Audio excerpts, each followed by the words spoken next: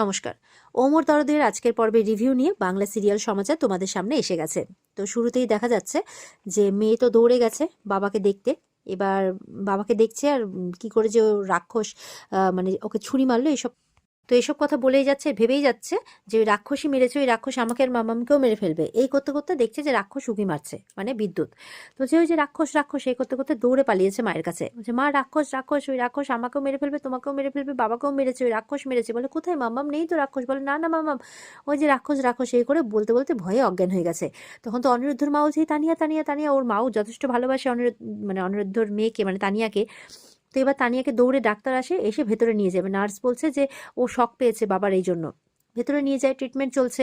তো এবার তো ডক্টর এসে বাইরে বলছে যে ওর সিচুয়েশনটা তো খুব একটা ভালো নয়, ওর বাবার জন্যই শক পেয়েছে, তবে বেরোতে টাইম লাগবে। এখন যদি ওর বাবা ওর চোখের সামনে এসে দাঁড়াতো তাহলে হয়তো খুব তাড়াতাড়ি রিকভারি করতো, কারণ ও ওই অজ্ঞান অবস্থাতেও বাবা বাবাই করছে। তখন অনিরুদ্ধর মা মনে মনে বলছে ইসরে, মেয়েটা বাবা বলতে অজ্ঞান, কত কষ্ট পাচ্ছে মেয়েটা, ভগবান যে কেন কষ্ট দিচ্ছে ওদের এত, এইভাবে বলছে। কারণ ওর মায়ের মনে যথেষ্ট দয়া মায়া আছে, অনিরুদ্ধর মায়ের মনে। এবার তো বাণী চুপ করে দাঁড়িয়ে আছে, আর ওদিকে মৌলি বলে যাচ্ছে এইসব মা মেয়ের নাটক, এইসবে যাবে না কিন্তু আন্টি, একদম এইসবে মন ভোলাবে না, এইসব মা মেয়ের নাটক।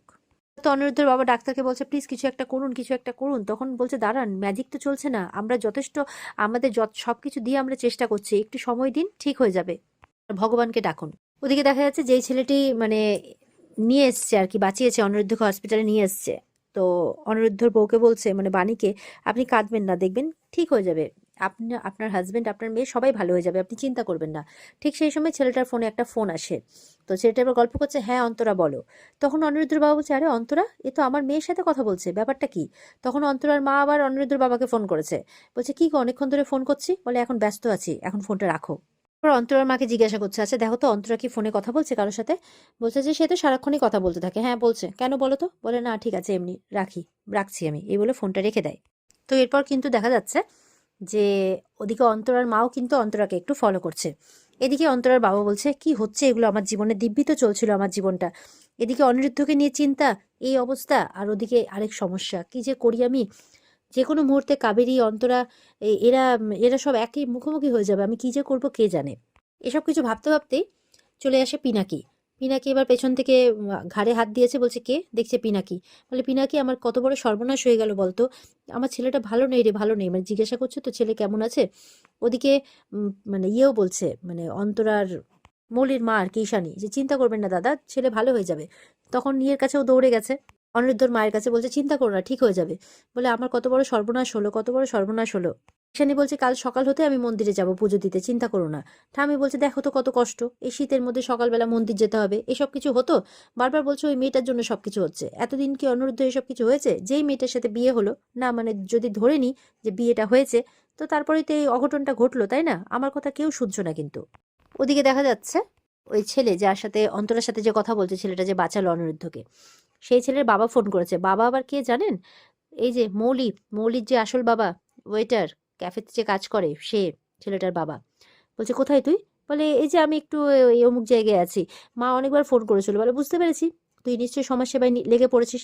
ঠিক আছে আমি বেরোচ্ছি ক্যাফে থেকে, না মানে অফিস থেকে, মানে বাড়িতে বলেনি যে ক্যাফেতে কাজ করে, মনে বলছে অফিস থেকে বেরোচ্ছি, তুই ফের তাড়াতাড়ি বাড়িতে, বাবা বলছে। তার মানে ঘটনাচক্রে দেখা যাচ্ছে মৌলি আর এই ছেলেটা ভাই বোন, সবকিছু কেমন যেন কানেকশনগুলো জুড়ে জুড়ে যাচ্ছে। এবার দেখা যাচ্ছে মৌলির ঠাম্মি ছেলেটার কাছে গেছে, বলছে তোমাকে তো খুব চেনা চেনা লাগছে, তুমি মৌলির বন্ধু তাই না? বলে না না আন্টি। বলে তাহলে বাণীর কেউ হও? বলে না না, আমার আজই পরিচয়। বলে আজই পরিচয়? সে বাণীর সাথে যখন যার পরিচয় হয় সে বাণীকে সাহায্য করতেই কেন লেগে পড়ে ভগবানই জানে। আচ্ছা তোমাকে না খুব চেনা চেনা লাগছে, কোথায় দেখেছি? আচ্ছা আমার না কদিন আগে আমার বান্ধবীদের সাথে ডগি পার্টি ছিল, তুমিও তোমার ডগি নিয়ে এসেছিলে তাই না? বলে না না আন্টি, আপনি ভুল করছেন। বলে হো আচ্ছা আচ্ছা, তাহলে বোধহয় ভুল করছি। তাহলে মনে হয় আমি ওই গত মাসে ভেবেছিলাম জিমে যাবো, তো জিমে গেছিলাম, তুমি জিমেরই ওখানকারই মালিক তাই না? বলে না না আন্টি, তাও ভুল করছেন। বলে ধুর ছাই, তাহলে কোথায় দেখেছি তোমাকে বলো তো? তোমাকে এত চেনা চেনা লাগছে। এরপর এক একটা বলেই যাচ্ছে, মানে ভাবছে যে কোনো একটা যদি বেরিয়ে যায় তাহলে তো ছেলে বিশাল বড়লোক বেরিয়ে যাবে, এরকম একটা ব্যাপার। তো ছেলে বলছে আমি আজই বেঙ্গালুরু থেকে ফিরেছি। বলে ধুর ছাই, তাহলে যে কোথায় দেখেছি, কিন্তু কেন যে এত চেনা চেনা লাগছে। তখন ওখান থেকে সরে যায় আর মনে মনে বলছে যাই হোক, ছেলেটা কিন্তু ভারী মিষ্টি। ওদিকে দেখা যাচ্ছে পুলিশ এসেছে। তো এসে বলছে যে আচ্ছা কি হয়েছে বলুন তো। তখন পিনাকিরা বলছে দেখুন আমরা তো ঘটনাস্থলে উপস্থিত ছিলাম না, তাই আমরা বলতে পারবো না কি হয়েছে। তো বলছে ওনার ওয়াইফ কোথায়? বলছে বলতে পারবো না, ওই বিয়েকে আমরা মেনে নিইনি, তাই জানি না, হয়তো ওর এই অবস্থা দেখে পালিয়েছে। পুলিশ বলছে ওইসব আমরা অত বুঝবো না। তাহলে ঘটনাচক্রে তখন ওই ছেলেটা বলছে আসলে আমি নিয়ে এসেছি ওদেরকে ওই ঘটনাস্থল থেকে। তো বলে আপনি কিছু দেখেছেন? বলে না, আমি দেখলাম বানি দিদি ভ্যানে ওনাকে চড়িয়ে নিয়ে হেল্প চাইছিলেন, ভ্যান টানতে পারছিলেন না, তখন আমি আমার বাইকের সাথে ভ্যানের দড়ি বেঁধে টানতে টানতে হসপিটালে নিয়ে আসি। বলছে বাবা, বেশ সিনেমার মতো শোনাচ্ছে তো। তা তোমার নাম কি? নাম বলে, বলে তোমার বাবার নাম? বলে নকুল। এই নকুল নাম শুনে ঠাম্মি বলছে হ্যাঁ নকুল, কি নাম বললো নকুল, তাহলে কি আমার ছেলে নকুল, আর এ আমার নাতি, ওই জন্য একে এত চেনা চেনা লাগছে। হ্যাঁ তাই তো, নকুল তো ওর ছেলেকে বাইরে পাঠিয়ে দিয়েছিল, কলকাতা, হ্যাঁ বেঙ্গালুরুতেই পাঠিয়েছিল, তাই তো তাই তো। ও বাবা, তাহলে এ আমার নাতি। মানে বুঝতে পারলেন কি করে মিলে গেল ঘটনাচক্রে সবকিছু, সম্পর্কগুলো কি করে বেরিয়ে আসলো। ওদিকে বাণী ঠাকুরের কাছে প্রার্থনা করছে যে উনি স্বইচ্ছে আমার মাথায় সিঁদুর দিয়েছিলেন, আর এই সিঁদুর আমি রক্ষা করবই, আমার স্মৃতির সিঁদুরে মানে আমি রক্ষা করবই মা, যে করে হোক। আর উনি যতক্ষণ না কোমা থেকে বাইরে বেরিয়ে আসছেন, মানে উনি ভালো হচ্ছেন, সুস্থ হচ্ছেন, ততক্ষণ আমি তোমার সামনে দণ্ডি কেটে যাব। তো তাতে যদি আমার প্রাণ চলে যায় তো যাবে, কিন্তু তোমাকে, আমাকে, আমার স্বামীকে, আমার স্মৃতির সিঁদুরকে রক্ষা করতেই হবে, তাই বলছে। এবার দেখা যাচ্ছে বাণী কিন্তু দণ্ডি কাটতে শুরু করে দিয়েছে। বাণীর হাতে পায়ে রক্তও বেরিয়ে গেছে, তবুও সে দণ্ডি কেটে যাচ্ছে এই ঠান্ডার মধ্যে। ওদিকে দেখা যাচ্ছে যে অনিরুদ্ধ জোরে জোরে শ্বাস নিচ্ছে, মানে খুব ক্রিটিক্যাল কন্ডিশন। ডাক্তার এসেছে, ডাক্তার পেশেন্টের বাড়ির লোককে খবর দিতে বলছে। নার্স সেই মতো করে খবর দিলে সবাই কান্নাকাটি শুরু করে দেয়। তো অনিরুদ্ধর মা ঠাকুর ডাকছে, না না আমার কোল খালি করে দিও না। ঈশানী সামলাচ্ছে, কিচ্ছু হবে না, ঠাকুর এত নিষ্ঠুর হবেন না, তোমার কোল খালি হবে না, অনিরুদ্ধ ভালো হয়ে যাবে, চিন্তা করো না। পিনাকি বলছে ওর বন্ধুকে, চিন্তা করিস না, কিচ্ছু হবে না। বলে কি হয়ে গেল বলতো, এসব কেন হলো, এসব কে করলো এসব? হ্যাঁ, ওর তো কোনো শত্রুও নেই। পিনাকি বলছে চিন্তা করিস না, যে ওর এই কাজ করেছে না আমি খুঁজে বের করবো, আমি নিজে হাতে ওকে শাস্তি দেবো, চিন্তা করিস না।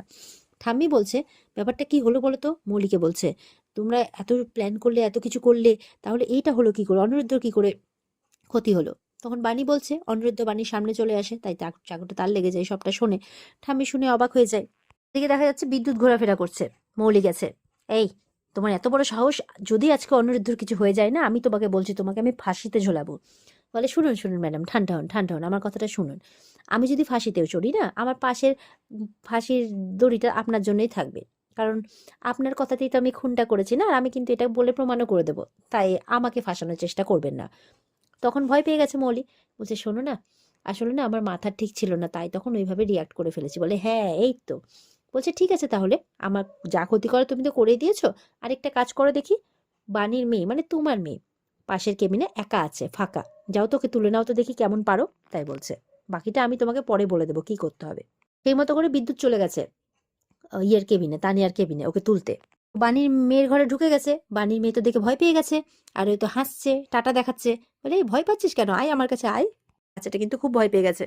আর অনিরুদ্ধ জোরে জোরে শ্বাস নিচ্ছে, আর ডাক্তার বলছে আর কিচ্ছু করার নেই, আউট অফ কন্ট্রোল, তাই বলছে। মানে দেখা যাচ্ছে যে অনিরুদ্ধ নিজের দম ছেড়ে দিচ্ছে, মানে আর বাঁচবে না, এমনটা বলছে ডাক্তার। ওদিকে ঠাকুরের কাছে করজোরে প্রার্থনা করছে বাণী। সেই সব দিক দেখা যাচ্ছে অনিরুদ্ধ মারা যায়। আর ডাক্তার বলছে আর কিছু করা গেল না, বাড়ির লোককে খবর দাও।